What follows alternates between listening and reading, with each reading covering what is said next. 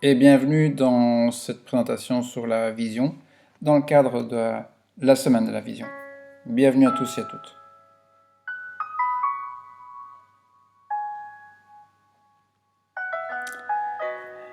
Avant de commencer, j'aimerais bien lire une citation de René Descartes de son discours de la méthode.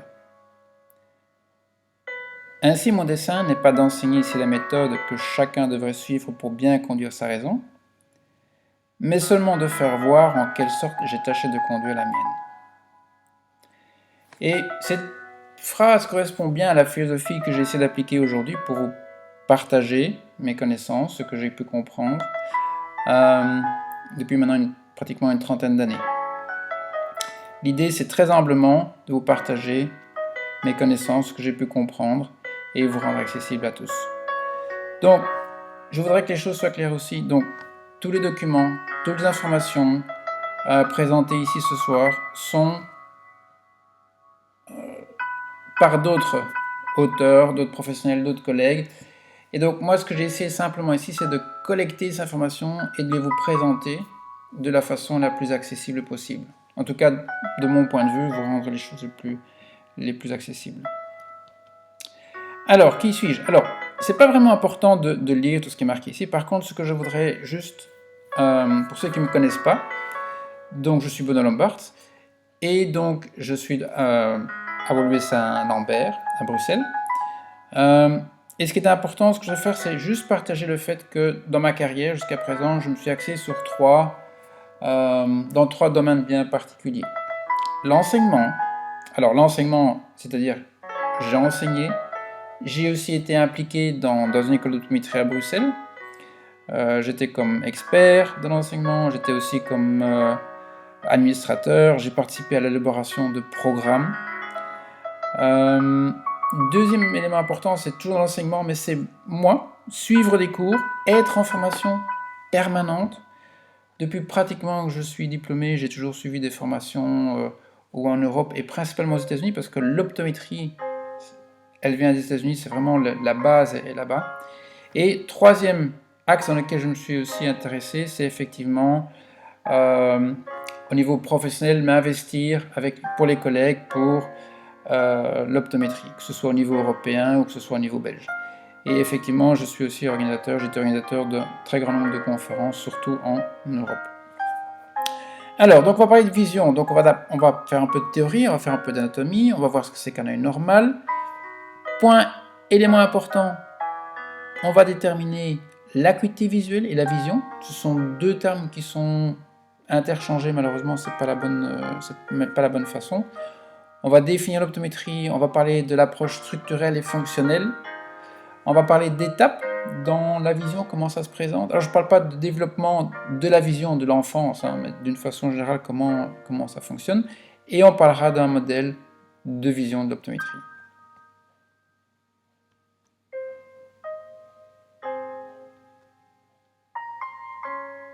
Alors vous trouverez ici mon adresse mail info@woluwevisioncenter.be et vous pouvez me retrouver sur le site web visionandlearning.be. Alors, l'histoire de l'optométrie. L'optométrie, c'est en rapport avec la vision, donc c'est vrai que déjà Platon, en 400 avant Jésus-Christ, avait déjà fait un traité sur la vision. Je n'ai pas lu son traité, je ne sais pas ce qu'il y a dedans, donc je ne peux pas vous dire de quoi il parle ou comment c'est présenté. Malheureusement, je ne l'ai pas fait, je reconnais. 10e siècle, Christophe Scheiner, c'est un jésuite, il crée un optomètre, donc un instrument optique pour mesurer l'état de réfraction. 1895, Refracting Opticians, donc qu'est-ce que c'est? Ce sont des opticiens qui étaient d'abord dans la fabrication et le façonnement des verres, des lentilles, et qui se sont intéressés à savoir comment est-ce qu'on pouvait utiliser les lentilles pour améliorer l'acuité visuelle. D'abord, c'est vrai que c'était au départ, surtout pour les moines, pour les enluminures et dans toutes les... allez, je trouve pas le mot. Voilà, pour tout ce qui était l'écriture fine. Mais il y avait d'autres problèmes, il y avait quand même déjà une myopie, il y avait déjà les hypermétropes, il y avait l'astigmatisme aussi, donc eux ils se sont spécialisés pour déterminer quel type de verre pouvait amener à une meilleure acuité visuelle. 1904, naissance de l'optométrie, aux États-Unis évidemment, mais on verra un peu plus tard la définition d'optométrie. Alors juste un peu d'anatomie de base, ok. Alors pour commencer ici, on a donc 2 yeux avec 6 muscles autour, 6 muscles extérieurs. Avez-vous une idée de la puissance de ces muscles par rapport à l'œil? L'œil, c'est une petite balle qui n'est pas tellement lourde, ça fait quelques grammes, c'est pas tellement lourd, et c'est... Voilà. À votre avis, est-ce que c'est 5 fois, 10 fois? Je vous laisse quelques instants pour réfléchir.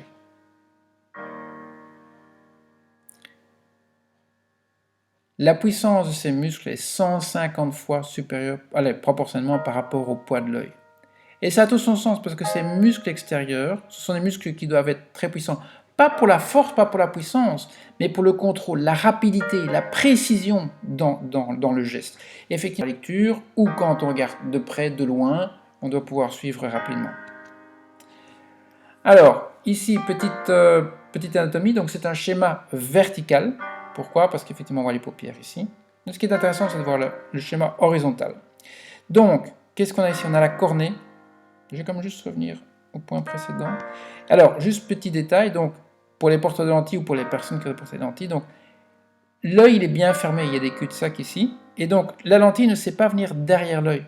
Donc, pas de souci, la lentille peut parfois, effectivement, mais c'est très rare, venir un petit peu ici, on la retrouve très facilement, ça pose pas de problème. Donc, pas de souci pour les porteurs de lentilles, aucun souci. Alors, donc ici, donc, nous avons la cornée, la partie transparente de l'œil. Ici, donc, nous avons l'iris, c'est la partie colorée de votre œil. Quand vous regardez dans le miroir, vous allez voir votre œil qui va bouger, s'ouvrir, se fermer en fonction de la luminosité. Juste derrière se trouve le cristallin. Quand on parle de cristallin, on parle aussi de cataracte, quand il s'opacifie, on verra ça un peu plus loin. Ici, ce qu'on a, c'est effectivement quand la lumière ou l'information rentre, le point principal de l'acuité visuelle est la plus précise, c'est ici, au niveau de la macula. C'est ce point-là. Ça, c'est là où l'acuité visuelle est maximum. Ici, sur le côté, on a ce qu'on appelle la tache aveugle, et c'est en fait le point de connexion entre le nerf optique et le nerf. Alors, ce qu'il faut savoir, c'est que tout ici autour, il faut vraiment se dire que c'est une balle, hein, c'est une petite boule, et tout autour est tapissé de photorécepteurs et de cellules et de ganglions qui vont permettre justement le traitement de l'information. Une fois que cette information est traitée, et on va le voir ici après, okay, quand la lumière, l'information rentre, alors elle passe, et donc c'est la partie extérieure, donc à l'arrière de la rétine, que se trouvent les cônes et les bâtonnets, les photorécepteurs. Ici donc on a des cellules, des ganglions, qui vont déjà servir à filtrer la lumière, et heureusement, parce que si la lumière venait directement ici sur les photorécepteurs, on serait aveugle, on ne verrait rien.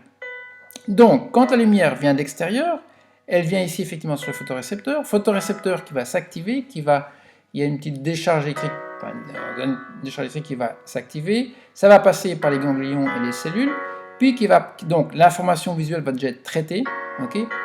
Sans entrer dans les détails, ce qu'il faut savoir, c'est qu'il y a des éléments des photorécepteurs et des éléments ici qui vont être spécialisés par exemple dans la reconnaissance de la couleur, mais aussi dans la reconnaissance du mouvement, dans la reconnaissance du contraste. Donc tout ça, ça va déjà être filtré et traité. Toujours est-il que le petit courant électrique passe, ça passe ici dans le nerf optique et l'information va être envoyée au cortex visuel. Alors, comme vous le voyez sur ce schéma, donc chaque œil, donc si on regarde ici par exemple pour l'œil droit, donc ce qu'il faut vous dire c'est que l'information qui vient de votre gauche, puisque c'est l'image qui vient ici, qui vient donc à l'intérieur droit de l'œil, même chose ici, ça vient ici, okay. Eh bien, le côté droit de l'œil droit et l'œil gauche va du côté droit au niveau du cortex visuel. Ce qu'il faut savoir, c'est que sur ce parcours, il y a aussi des échanges d'informations avec d'autres organes, par exemple avec l'oreille interne par rapport à l'équilibre. Donc il y a aussi une très très grande corrélation et une très grande communication, d'échange d'informations. Et évidemment, tout à la fin, le cortex visuel. Donc ça, c'est pour l'œil droit. Ce qui vient, l'image, les informations qui viennent de la gauche vont tapisser l'intérieur droit de vos yeux. Et ce qui vient de votre droite va venir tapisser l'intérieur gauche de vos deux yeux. Et ça va se mettre ici du côté gauche. Alors, qu'est-ce qu'on appelle un œil normal? Ça dépend un petit peu des critères qu'on prend. On peut le prendre par rapport à la taille. On peut prendre, voilà, l'œil, il a telle taille, et bien, par exemple, pour la cornée, et c'est plutôt par rapport à la courbe de Gauss. Donc par rapport à la cornée, on dirait que l'œil est normal entre guillemets quand le rayon cornéen de la cornée fait 7,80 mm. Mais c'est vrai que si on prend une population très large, il y a la courbe de Gauss, et donc vous pouvez avoir des extrêmes. Par exemple, vous pouvez avoir des personnes qui, au lieu d'avoir 7,80, ont 8,10, 8,20, 8,30, même 8,40, qui sont des yeux très, ce qu'on appelle des yeux très plats. Et à l'autre opposé, vous avez des personnes qui ont peut-être des yeux qui font 7,40, et qui sont donc des yeux très, très courbés, comme une petite boule. Okay, mais en soi, c'est tout à fait normal, mais c'est une courbe de Gauss qui peut être relativement large, et ce n'est pas du tout pathologique. C'est juste un œil qui est normal, mais qui a une taille un peu différente. Alors, quand on parle d'œil sans pathologie, ça veut dire qu'il n'y a pas de pathologie. Donc, ce qu'il faut bien faire distinction aussi, c'est que par exemple, les anomalies de réfraction, myopie, hypermétropie, astigmatisme, presbytie, sont pas considérées comme des pathologies. C'est un processus normal. Tout comme la presbytie, c'est un processus normal. La presbytie, c'est quoi? C'est quand on a 40, 45, 50 ans, dépendant d'un peu d'une personne à l'autre, et bien que de près, ça devient un peu difficile. En fait, le processus de presbytie, où l'amplitude d'accommodation baisse avec le temps, commence dès qu'on a déjà 12-13 ans. Une fois cet âge-là, eh bien l'amplitude diminue, et donc effectivement, quand on arrive vers l'âge de 40 ans, eh bien à ce moment-là, effectivement, c'est un peu plus difficile. Alors, la cataracte, alors j'entends bien quand je parle de cataracte normale qui se développe normalement avec l'âge, n'est pas une pathologie en soi. Par contre, elle peut être, quand elle devient trop forte, elle peut être contraignante. Et elle fait effectivement, elle empêche de bien apercevoir les choses, de bien voir les choses. Ça peut être vraiment très embêtant. Et ici aussi, je voudrais attirer l'attention qu'une cataracte congénitale, donc ça veut dire, ça arrive aussi malheureusement, qu'il y a des enfants qui naissent avec une cataracte. Ou par exemple, il y a des gens qui développent une cataracte avec certaines autres pathologies, ou avec des médicaments. Effectivement, dans des cadres comme ça, ce type de cataracte est une pathologie et doit être suivie dans ce cadre-là. Autre point important, dégénérescence maculaire liée à l'âge, c'est malheureusement très fréquent, de plus en plus parce qu'effectivement la population vieillit, et donc on est plus confronté à ça. Mais ce qu'il faut savoir, c'est qu'une fois de l'âge de 50 ans, tout le monde fait un petit peu de DMLA. Tout le monde en a. Tout le monde a des points qui sont DMLA. Par contre, ce qu'il faut faire, effectivement, c'est de surveiller pour qu'elle ne s'emballe pas. Et effectivement, maintenant, il y a effectivement des techniques ou des prises de compléments alimentaires qui permettent de freiner cette dégénérescence maculaire liée à l'âge. Autre élément, myopie, c'est très fort à la mode pour le moment. La myopie en soi n'est pas une pathologie. La myopie est, on pourra en parler plus tard, c'est une réponse par rapport à un environnement, par rapport à une situation. Et donc, de nouveau, la myopie, quand vous avez une myopie congénitale, quand il y a un enfant qui naît avec la myopie à la naissance, c'est une pathologie, effectivement. Ne dites pas ce que je n'ai pas dit. Et là, il faut effectivement la traiter, okay, et sous contrôle. Alors, statistique, c'est effectivement dire par rapport à la courbe de Gauss, voilà, tel pourcentage de population, ou avec la myopie, tel pourcentage, tel âge, vous avez tel degré. Ce qu'il faut savoir, c'est par exemple au niveau statistique, un enfant à la naissance, il naît avec de l'hypermétropie qui va fluctuer avec le temps, qui va diminuer aussi avec le temps. Okay, et l'approche fonctionnelle dans l'optométrie, eh bien c'est, on n'a pas des valeurs précises, enfin on a des valeurs précises, mais on a des attendus. Donc ils appellent ça expected values. Donc pour qu'une personne puisse fonctionner de façon optimale, eh bien au niveau optométrie fonctionnelle, on va dire voilà, on a tel profil et cette personne rentre dans les conditions pour fonctionner de façon optimale. Premier élément important, c'est la différence entre vue et vision. Malheureusement, trop souvent j'entends dire « Ah, j'ai une bonne vue, je vois 10 sur 10, donc j'ai une bonne vision ». Malheureusement, il y a deux mots qui signifient des choses différentes. Donc en anglais, c'est « eyesight » et « vision ». Donc c'est vraiment important de bien comprendre la différence entre les deux. Ça, vous connaissez, c'est le tableau avec des lettres. Ok, on peut voir les lettres jusqu'aux plus petites, on peut les voir. Ok. Donc c'est une façon de recueillir l'information qui est relativement facile, mais qui a l'inconvénient quand même d'avoir un décodage. Un chinois, un japonais, un coréen n'utilisent pas ce type de caractère. Donc c'est assez difficile. Pourquoi? Parce que utiliser des caractères, ou par les enfants par exemple, voilà, ils n'utilisent pas les lettres encore, c'est pour ça qu'il y a d'autres symboles, les symboles de Léa, où on utilise le C ou le E, et d'autres éléments qui permettent effectivement de mieux déterminer l'acuité visuelle. En principe, l'acuité visuelle, c'est discerner deux points distincts. Donc concrètement, ça veut dire quoi? On présente deux points, on vous les présente, est-ce que vous voyez deux points ou un point? Bon, je vois deux points. Donc qu'est-ce qu'on va faire? On va les faire de plus en plus petits, et on va les faire qui se rapprochent de plus en plus, jusqu'au moment où les deux points, vous n'en verrez plus qu'un. Donc ce sera votre acuité la meilleure. Alors, ici aussi, donc ça peut être en noir, mais on pourrait dire, ok, on peut jouer sur le contraste, on change les couleurs, ça peut donner d'autres informations. Mais ce n'est pas le but de ce soir, c'est simplement pour dire, acuité visuelle, c'est discriminer deux points. Ça, c'est le plus important. Donc, si effectivement vous arrivez à voir qu'il y a deux points, si vous arrivez effectivement à lire les petites lettres ici, donc probablement qu'effectivement, vous avez une bonne acuité visuelle. Donc, voyons voir si effectivement, si vous avez une bonne acuité visuelle, dites-moi un petit peu ce que vous voyez ici. Donc, on part du principe que vous avez une bonne acuité visuelle.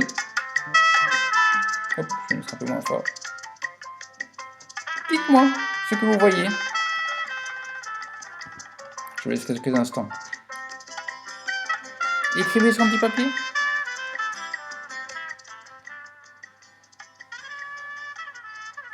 Alors, je vais vous aider un tout petit peu. Suivez ma flèche.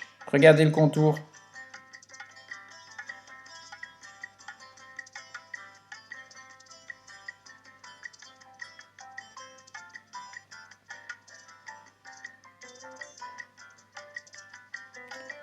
C'est pas encore vu? Allez, si je fais me, ça vous dit mais quelque chose maintenant? Ah, maintenant je sais, j'entends tous dire ah oui, c'est évident, pourquoi j'avais pas vu ça? Maintenant je le vois. Et effectivement, ça c'est la vision, parce qu'effectivement, on introduit une information, vous avez une bonne vue, et c'est pas parce qu'on a une bonne vue qu'on peut tout de suite voir l'information. Et donc la vision, c'est vraiment plus par rapport à l'interprétation. L'œil, en fait, c'est un capteur, comme un capteur solaire. Il va capter l'information, et puis cette information, elle va être envoyée au cerveau de façon à être travaillée. Alors, quand on parle de vision, il y a effectivement les deux yeux, mais on essaie d'avoir une approche beaucoup plus globale. Il faut aussi, il y a le goût, il y a l'audition qui est très importante aussi. Quand on apprend, c'est aussi avec l'audition, c'est avec les 5 sens. Okay, mais c'est vrai que 80% de l'apprentissage se fait par la vision. Alors, on y reviendra plus tard, mais déjà regardez ici, donc vous avez deux équipes. L'équipe des rouges qui va servir à guider le mouvement de l'œil, et l'équipe des bleus qui est responsable de garder la vue nette à tout moment. Les deux travaillent ensemble. Et les deux travaillent de concert. Et on peut même mesurer la collaboration entre les deux. Okay, c'est tout à fait ça. Alors, définition de l'optométrie. Donc, elle était en 1989. L'optométrie est la science de la vision. Elle étudie et approfondit la connaissance du processus visuel, établit et applique les techniques et les moyens nécessaires pour prévenir et compenser les problèmes visuels. Donc, c'est vrai qu'on a une approche de prévention aussi. Elle concourt au bien-être de l'individu, s'il y a une petite faute, en optimisant et adaptant les prestations visuelles. On parle de prestations visuelles, okay, aux exigences toujours croissantes de la société actuelle. Donc l'optométrie, c'est vraiment, elle va chercher à optimaliser votre fonction. C'est pas juste l'acuité visuelle, parce que très souvent, quand les personnes viennent, elles disent je vois bien, mais j'ai des difficultés de concentration, je ne sais pas lire longtemps, ou pour le sport, je loupe les balles, je rate les balles quand je joue au tennis par exemple, ou je suis malade en voiture. Tout ça, c'est des choses sur lesquelles on peut regarder en optométrie. Alors, définition de la World Health Organization. Alors, moi, je prends la distance par rapport à cette définition-là. Donc, optometry is a healthcare profession that is autonomous, educated and regulated, and optometrists are the primary healthcare practitioners of the eye and visual system who provide comprehensive eye and vision care, which includes refraction, dispensing, detection, diagnosis and management of disease in the eye and rehabilitation of the visual system. Alors, je prends à ma distance parce qu'effectivement, je ne suis pas d'accord, c'est pas le rôle d'optométriste. Détection, oui, si on a une responsabilité, mais on n'a pas ça n'a pas de sens de faire de diagnostic, ça c'est du médical, voilà. Et à partir du moment où il y a une maladie, à partir du moment où il y a une pathologie, ça fait partie du médical. Ça n'a rien à voir avec l'optométrie. Voilà, malheureusement, je ne sais pas faire plus par rapport à cette définition. C'est la définition officielle de World Health Organization. Alors, quelles sont les compétences d'optométrie? Donc, c'est d'abord, comme on l'a dit, prévention, hygiène visuelle, ergonomie, c'est les deux choses les plus importantes. On a aussi par rapport à ce qu'on appelle compensatory equipment, donc c'est simplement quoi? Ce sont les dispensing, les verres optiques qui vous permettent de rétablir l'acuité visuelle. Mais ça aussi, troisième élément qui est important, c'est donc dans la compétence, c'est l'éducation visuelle, visual training. Donc là, qu'est-ce qu'on va faire en optométrie? C'est rechercher l'étiologie du problème, de modifier le processus d'apprentissage pour que la personne puisse acquérir un nouveau processus d'apprentissage de façon à être plus performante. Alors c'est ici un petit peu l'approche qui est des deux structures qui sont fondamentales mais qui sont en parallèle, c'est l'approche structurelle et l'approche fonctionnelle. Donc l'approche structurelle, qu'est-ce qu'elle dit? Eh bien elle considère l'œil comme un appareil photo, en gros c'est schématique, c'est génétique, on voit 10 sur 10, le structurel c'est par rapport à la structure, et donc c'est relié aussi au primary eye care. Bottom-up fait référence au fait qu'effectivement c'est l'information qui passe d'abord pour les yeux, et puis qui va au cerveau. Et là, qu'est-ce qu'on utilise? On utilise des systèmes optiques, des verres, des lunettes pour la myopie, l'hypermétropie, la presbytie et éventuellement des prismes. D'une approche structurelle. Alors, qu'est-ce qu'on fait dans l'approche fonctionnelle? C'est une approche qui est beaucoup plus globale. On va surtout s'adapter et s'accrocher à augmenter les performances. On se dit que, dans l'approche fonctionnelle, la myopie par exemple, c'est une adaptation par rapport à quelque chose, par rapport à un environnement. On parlera aussi de training par rapport à thérapie. Training, c'est vraiment quelque chose c'est plus un coaching aussi. Donc, on donne à la personne un certain type d'information, type de travail à faire. C'est elle qui va faire le travail pour s'approprier le travail. Et ça, c'est excessivement important. Dans l'optométrie fonctionnelle, on donne des outils de façon à ce que la personne puisse s'approprier le processus, qui n'est pas la même chose par rapport à thérapie, qui est plus quelque chose qu'on fait à la personne. Top-down process, ici, bien justement, comme c'est un processus beaucoup plus actif, on part du cerveau et on fait travailler pour faire changer le processus au niveau du système visuel. On va utiliser effectivement des systèmes optiques pour donner du repos, pour faire du training, pour rebooster le système, ou rebooter le système aussi, parce que parfois on va utiliser le système optique qui va amener certaines formes de confusion dans certains cas, et de façon à ce qu'après le système puisse fonctionner de façon plus efficacement possible. Alors, c'est ça que je parlais par rapport aux différentes étapes. Il y a d'abord ce qu'on appelle l'étape neuronale. Qu'est-ce qui se passe? Eh bien, c'est les personnes qui vous disent, par exemple, je sais que vous avez déjà des ados ou des enfants qui vous disent « Oui, je ne vois pas très bien au tableau. » Et puis quand on fait les tests, non, il a 10 sur 10, il voit très bien, pas de problème, l'œil est en bonne santé. Alors, ce stade-là, c'est vraiment important de s'en rendre compte que ce stade-là, c'est encore réversible. Et c'est vrai qu'à ce stade-là, de façon de l'approche classique, de l'approche structurelle, on ne sait pas encore mesurer quoi que ce soit. Dans l'approche fonctionnelle, oui, on peut déjà mesurer des éléments.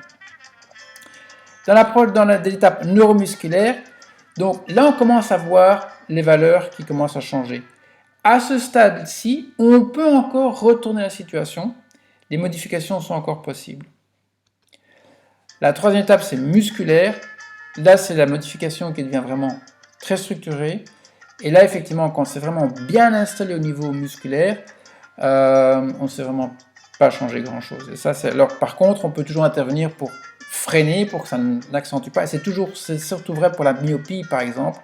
Une fois que la myopie est installée, eh bien, effectivement, quand elle est vraiment bien installée, il faut savoir connaître la cause de la myopie, parce qu'il y a plusieurs causes possibles. Et une fois qu'on sait ça, travailler pour stabiliser cette myopie. Donc, perception de la vision, juste pour le vocabulaire, c'est habileté d'interpréter ce qu'on voit. Un simple exemple, si je dis le mot citron, c'est sûr que chacun dans sa tête va avoir une représentation d'un citron. La plupart des gens vont peut-être voir un citron jaune, peut-être que d'autres vont voir le citron vert, peut-être que d'autres vont voir une glace au citron, peut-être que d'autres vont voir les vacances, le soleil, le jaune. Donc, et c'est ça aussi, c'est pas parce qu'il y a un mot que ça signifie tout pour tout le monde la même chose. Donc c'est pour ça aussi que les mots sont importants quand on parle de eyesight et de vision. C'est deux mots qui sont bien assez importants et qu'il faut donc bien distinguer aussi.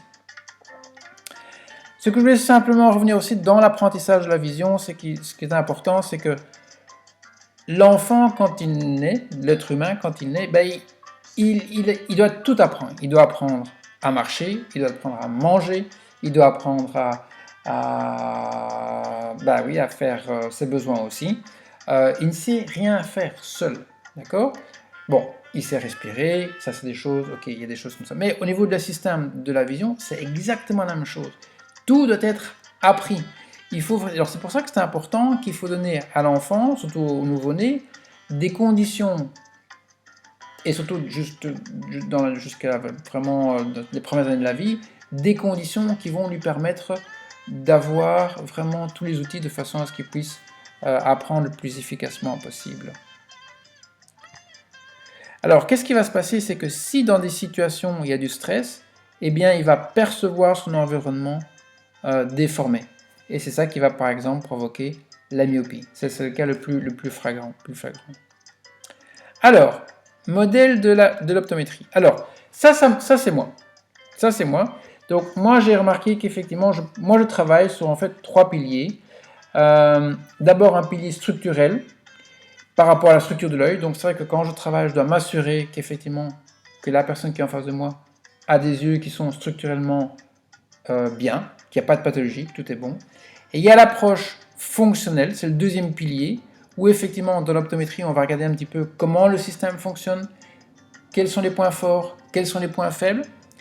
Et la partie émotionnelle, c'est pour ça que je fais du coaching aussi, c'est parce qu'effectivement, l'émotionnel peut impacter sur le fonctionnel.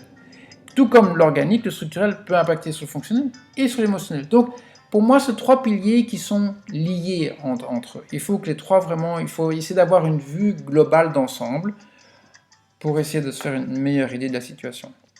Alors, par rapport à la vision, pour revenir à ça, pour être un peu plus en détail, donc c'est l'acuité visuelle, voire 20 sur 20, mais voire 20 sur 20 n'est pas toujours ce qu'il y a de mieux, ok?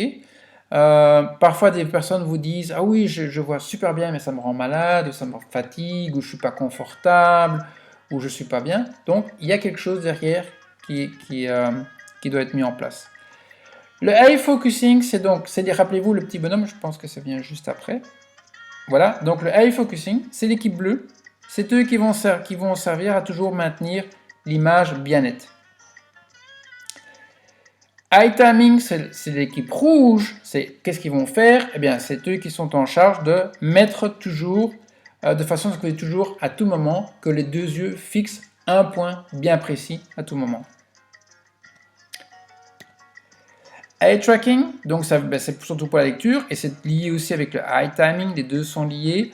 C'est l'habitude de fixer un point, de relâcher, de revenir, de façon rapide et précise. C'est pour ça que les muscles extérieurs de l'œil, je vous dis, sont 150 fois plus puissants. C'est pas une question de puissance pour la force, mais c'est une question parce qu'il faut que ce soit précis, il faut que ce soit rapide aussi. Les deux doivent se faire. Et ce qu'on a parlé justement, visual perception, donc c'est interpréter l'information pour pouvoir, et ce qui est important dans la vision même, c'est collecter l'information, mais collecter de la façon la plus correcte possible, parce que si vous percevez un F et puis vous confondez avec un P, donc peut-être que ça peut être lié à l'acuité visuelle, et donc il faut peut-être des verres, mais peut-être que ça peut être votre habileté à ne pas bien voir correctement, parce que le système de focus ne fonctionne pas bien, ou peut-être parce qu'effectivement, ceci ne fonctionne pas de façon optimale. Donc c'est pour ça que dans l'optométrie, on va vraiment chercher la cause la plus profonde. Donc, comme je l'ai dit ici, donc, je vais faire simple, il y a deux acteurs. Il y a l'acteur ici qui va faire la mise au point, et lui, c'est un système qui est très lent. Il faut beaucoup de temps, il faut du temps pour qu'il se mette en place, il faut encore plus de temps pour qu'il puisse se relâcher. À côté de ça, il y a l'équipe rouge, qui sont excessivement rapides, très fluides, très rapides pour vraiment bien prendre l'information le plus rapidement possible. Et les deux sont liés. Les deux, on peut mesurer la relation qui est entre les deux. Alors, si cette relation n'est pas optimale, ça peut engendrer des problèmes. Problèmes d'apprentissage, problèmes de lecture, problèmes de concentration, mal de voiture, aussi être malade en voiture dans les transports. Pour le sport, on rate les balles ou on n'arrive pas à bien voir où est la balle dans l'espace, on est perdu, ou quand on est en classe par exemple, ben, on ne sait plus où on est sur sa page, on ne sait plus où on est sur son tableau, parce qu'effectivement ces deux systèmes-là ne fonctionnent pas bien. Et on va revenir après sur ceci. Oups. Alors, ici voilà justement. Donc on a deux systèmes, le système d'accommodation, l'équipe bleue et l'équipe rouge. Qu'est-ce qui se passe? Si pour une raison ou une autre, le système d'accommodation ne fonctionne pas de façon optimale, eh bien qu'est-ce qui se passe? L'accommodation ne fonctionne pas de façon optimale, comme la convergence continue à bien fonctionner normalement, eh bien la convergence va être tirée vers l'individu, et par opposition, l'accommodation va être reculée par rapport à l'individu. Donc il va y avoir, alors que les deux doivent travailler ensemble, eh bien qu'est-ce qui va se passer? Il va se passer que les deux vont s'écarter un peu plus, l'accommodation vers l'extérieur et la convergence un petit peu vers l'intérieur. Et ce genre de situation peut donner aussi, effectivement, parfois qu'on voit que les enfants, les personnes voient trouble. Donc, première chose, l'accommodation ne fonctionne pas de façon optimale, ça vient ici. Donc l'accommodation, elle s'éloigne beaucoup plus, et par contre, la convergence, elle va revenir beaucoup plus proche. Ça, c'est la première, ça c'est interférence de l'accommodation. Le deuxième point qui vient avec, c'est par rapport à la convergence, il y a une petite faute, désolé. Donc là aussi, c'est la convergence qui n'est pas optimale. Eh bien, qu'est-ce qui se passe? Eh bien, la convergence, qu'est-ce qu'elle fait? Comme elle ne travaille pas de façon optimale, elle va se laisser aller, elle va s'écarter un peu plus loin, et par contre, l'accommodation, elle va continuer à travailler, et donc la distance, le rapport entre les deux va augmenter aussi. Et donc, tout ce genre de phénomène peut effectivement être mesuré, et peut effectivement provoquer des problèmes de concentration, d'apprentissage, de distraction, pas de concentration, de problème qu'on ne sait pas rester concentré sur l'écran, que l'écran fatigue, qu'au sport on n'est pas optimal. Alors, par rapport aux myopies, alors ça aussi ça pourrait faire encore une autre vidéo, vraiment encore, on pourrait passer beaucoup de temps. Alors je parle de les myopies, parce qu'il y a d'abord effectivement la myopie structurelle pathologique, comme je l'avais expliqué précédemment. Quand vous avez un enfant qui naît à la naissance avec une myopie importante, c'est une myopie pathologique, elle doit être suivie. Quand vous avez des personnes, par exemple, qui développent des maladies, eh bien parfois certaines maladies peuvent développer à côté de ça une augmentation de la myopie. Ça doit être suivi médicalement aussi. Donc ces deux éléments sont importants. Ou des médicaments aussi peuvent provoquer des médicaments. Ou par exemple, le diabète, par exemple, peut provoquer des changements dans la réfraction. Et donc, il faut être conscient de ça aussi. Donc, effectivement, c'est pour ça que nous, quand on travaille en optométrie, on demande si vous prenez des médicaments, s'il y a des problèmes de diabète, et ce genre de choses, parce que c'est important de savoir justement dans quelle mesure ça impacte le fonctionnement. Et donc, effectivement, c'est pour ça aussi que quand j'ai une approche aussi dans mes structures structurelles, je dois veiller effectivement, c'est ma responsabilité, de référer quand c'est nécessaire, quand c'est pas dans mes compétences. Mais je dois avoir un certain nombre de connaissances pour effectivement ne pas louper ou ne pas passer à côté de choses évidentes. Alors, la myopie fonctionnelle, déjà dans l'année 50, il y avait les Esquimaux. Ils ont remarqué que les Esquimaux qui se sédentarisaient, eh bien, ils avaient de la myopie qui augmentait. Ou par exemple, les sous-mariniers, après être restés quelques semaines, quelques mois dans un milieu très clos, eh bien, ils pouvaient devenir myopiques aussi. Alors, c'est vrai que dans la myopie fonctionnelle, donc c'est vrai qu'on va chercher plutôt une cause multifactorielle.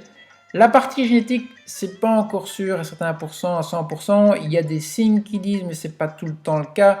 Donc, par contre, ce qui est vraiment très très important, c'est l'environnement, pris au sens très large. Juste pour donner une idée, donc ils ont fait déjà il y a quelques années maintenant des recherches, surtout en Australie, et ils ont constaté qu'effectivement que les personnes, les adolescents qui étaient en extérieur, plus de 11 heures par semaine, en extérieur, simplement être en extérieur, donc pas faire de sport, rien du tout, mais être en extérieur, avaient beaucoup moins de chances de voir la myopie apparaître, ou en tout cas elle apparaissait beaucoup plus tard que quelqu'un qui était plus à l'intérieur. Pardon. Autre élément important aussi, ils ont fait des études avec des générations de Chinois qui étaient en Australie et en Chine. Donc c'était le même niveau de génération. Donc c'est par exemple les parents qui étaient en Australie, ils ont des enfants, et bien ils ont comparé cette génération d'enfants avec la même génération d'enfants en Chine. Et qu'est-ce qu'ils ont constaté? C'est qu'effectivement, que les enfants chinois, mais qui étaient en Australie, qui vivaient dans un environnement beaucoup plus relax, au soleil et beaucoup plus relax, eh bien, ils ne développent pas de la myopie comme les Chinois du continent. Donc, c'est vraiment pris au sens très large. Et donc, par exemple aussi, c'est pour ça qu'effectivement, le stress, avoir des petits environnements, pas beaucoup de lumière, trop enfermés, sont des éléments qui peuvent effectivement faire apparaître la myopie. Voilà, mais ça aussi, ça pourrait être tout un chapitre qu'on pourrait parler après. Évaluation optométrique. Donc, première chose, c'est d'abord faire un questionnaire dans lequel on va essayer d'un petit peu ici, il n'y a que 30 questions, mais dans le questionnaire, il y a 40 questions. Voilà, donc ça, c'est pour vous donner une petite idée. Alors, qu'est-ce qu'on va regarder aussi quand on est en contact avec les personnes par rapport à l'optométrie? Par rapport à la personne, on va dire, quel est ton problème? Pourquoi? Qu'est-ce qu'elle veut solutionner? L'optométriste, qu'est-ce qu'il va faire? Il va faire son analyse de cas, il va déterminer un profil, et puis il va proposer une procédure. Et ensuite, il va proposer aussi un follow-up. Et donc ça, c'est important. Alors, ce qui est intéressant aussi, surtout par rapport aux enfants, aux adolescents, c'est que, et c'est à ça qu'il faut faire attention aussi, c'est que parfois, enfin non pas parfois, très souvent même, les parents ont une attente bien précise, et que l'enfant pas. Donc là aussi, il faut trouver l'équilibre, comprendre les attentes des parents et les attentes des enfants. Parfois, ça m'est déjà arrivé, ah moi j'ai pas de problème, je sais pas ce que je viens faire ici, c'est parce que papa et maman m'ont dit que je devais venir. Je dis, bon, d'accord, on va essayer de voir est-ce qu'effectivement ça se justifie ou pas. Donc voilà, donc ça se travaille et c'est rester à l'écoute de tout le monde. Alors, qu'est-ce qu'on fait? Donc ça, c'est toute une liste, mais bon, vous pouvez lire. Voilà, ça c'est pas vraiment important, mais simplement pour dire qu'effectivement en optométrie, on va vraiment regarder dans des domaines différents, complémentaires, pour ça aussi. On revient à l'aspect de vision, même chose. Donc ce qu'on va regarder, c'est l'acuité visuelle, le focusing, mise au point, la capacité aux deux yeux à travailler ensemble, capacité des deux yeux à fixer d'un point à l'autre facilement, et aussi ce qui est important, ça j'ai oublié de le dire, c'est ce qu'on appelle le stamina. Donc il ne suffit pas simplement de dire mes deux yeux peuvent fixer un point, mais est-ce que quand mes deux yeux fixent un point, est-ce que je peux maintenir ma fixation? Est-ce que je peux maintenir mon focus quand je suis sur quelque chose? Et donc ça aussi, c'est des éléments qu'en optométrie, on va regarder. On va pas simplement dire, ok, vous voyez bien de près, vous voyez bien de loin, ok, pas de problème. Non, on va aller beaucoup plus loin que ça. On va dire, bon, ok, il y a le fait de savoir le faire, et aussi, deuxième élément, est-ce que je peux tenir sur la distance cette capacité, cette visual skills, ou cette habileté-là. Alors, comment tester? Là, c'est toute une batterie de tests. Bon, je vais passer ça, voilà, vous l'avez, c'est pas un précédent. Ce qui est important, c'est d'abord effectivement qu'on va faire une anamnèse, on va faire un test structurel, on va faire de la réfraction, et on va faire toute une série de tests pour se faire une idée. Alors, très important aussi, parfois, les gens me demandent, ah oui, mais qu'est-ce que c'est ce test-là? Est-ce que ce test-là est bon? Un test seul ne veut rien dire. C'est pour ça que j'ai toujours une approche globale, parce que tout est lié, et donc effectivement, sortir un test de son contexte n'a plus de sens. Ça perd tout son sens, ça n'a plus aucun sens. Donc, qu'est-ce qu'on va regarder? On va faire, quand on fait le test, on va mettre un petit peu le système sous pression. On va dire, bon, on va stimuler ce système-là, la mise au point, le fait de travailler d'eux, et on va bloquer la mise au point, et on va voir comment est-ce que ces deux-là travaillent ensemble. Et puis, on va bloquer ceci, et pour n'activer que ceci, et on va regarder comment les choses fonctionnent. Et donc, de nouveau, ce qu'on va regarder, c'est pas juste est-ce qu'il est capable de faire, mais c'est aussi la flexibilité de chaque système séparément, mais des deux systèmes ensemble aussi. Alors, qu'est-ce qu'on va faire en optométrie? L'objectif de l'optométrie, c'est d'abord, et pas seulement, mais trouver une compensation optique pour de loin ou de près. Et à nouveau, ce qu'on va regarder, c'est aussi, est-ce que cette compensation optique, elle est optimale? Est-ce que ça convient? Ou est-ce qu'il faut éventuellement envisager d'avoir différents équipements en fonction des besoins? C'est comme des chaussures. Quand on fait du golf, on ne va pas utiliser les mêmes chaussures que pour le tennis. Ou plutôt, voilà, on peut utiliser des chaussures de tennis pour le golf, mais des chaussures de golf pour le tennis, ça va être un peu compliqué. C'est toujours possible, hein? Ou, je prends l'extrême, on ne va pas utiliser ces chaussures de ski pour jouer au tennis. Ça va être un peu compliqué. Ça peut se faire, mais ça peut être un peu plus compliqué. Donc, on va regarder effectivement, est-ce qu'on peut prescrire simplement un verre de compensation? Est-ce qu'il faut effectivement avoir des verres de compensation qui sont différents suivant les besoins? Est-ce que je dois voir pour des lentilles de training, ou est-ce que je dois voir effectivement pour des lentilles de training et du training, ou simplement du training? Parce que tout est possible. Et il faut aussi, ce qu'il faut faire, c'est aussi un follow-up. De nouveau. Alors, ça c'était pour terminer la conclusion, ceci n'est pas une pipe. C'est un petit peu, voilà, parce qu'effectivement j'ai présenté beaucoup de choses, mais c'est vraiment la base, et je vous remercie tous de m'avoir suivi jusqu'au bout. Et ça aussi, je reste à votre disposition si vous avez des questions ou si vous avez besoin d'informations supplémentaires. N'hésitez pas à me contacter fusionlearning.be, vous trouvez mon adresse mail aussi. Voilà. À tous et toutes, un tout grand merci, j'espère que vous avez passé une bonne soirée. N'hésitez pas à me laisser un feedback, je prends tout, ça me servira pour mieux faire la prochaine fois. Donc merci à vous.